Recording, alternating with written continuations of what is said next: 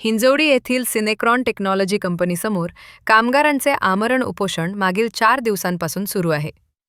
कामगारांनी आपल्या न्याय्य मागण्यांसाठी हे आंदोलन सुरू केले असून 26 जानेवारीसारख्या राष्ट्रीय सणाच्या दिवशीही प्रशासन, कंपनी व्यवस्थापन व HR विभागाकडून कोणतीही अधिकृत प्रतिक्रिया मिळालेली नाही.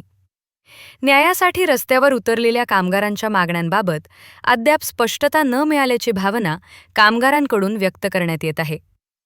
सेवा प्रतिष्ठान पुणे जिल्हाध्यक्ष आश्विन प्रमोद राठोड यांनी सांगितले की 27 जानेवारीपर्यंत मागण्यांवर सकारात्मक तोडगा न निघाल्यास पुढील टप्प्यात तीव्र आंदोलन छेडण्याचा इशारा देण्यात आला आहे.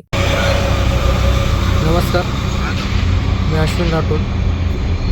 आज आमचे मोठे बंधू तेजस भालेसे ह्यांचा आज 5वा दिवस आमरण उपोषणाचा. ह्यांच्यावरती सिनेक्रॉन कंपनी यांनी अन्याय केला व त्यांना कामावरनं काढून दिले. तरी अजून पण सिनेक्रॉन company admin team, HR team यांनी दखल घेतलेली नाही. ह्यांनी जर उद्याच्या डेटमध्ये दखल नाही घेतली तर एक संघटनेच्या नात्याने, एक त्यांच्या छोट्या भावाच्या नात्याने कंपनींना एक असा संदेश देतो की उद्या जर समजा त्यांनी दखल घेतली नाही तर तीव्र आंदोलन करण्यात येईल, ही दक्षता बाळगावी.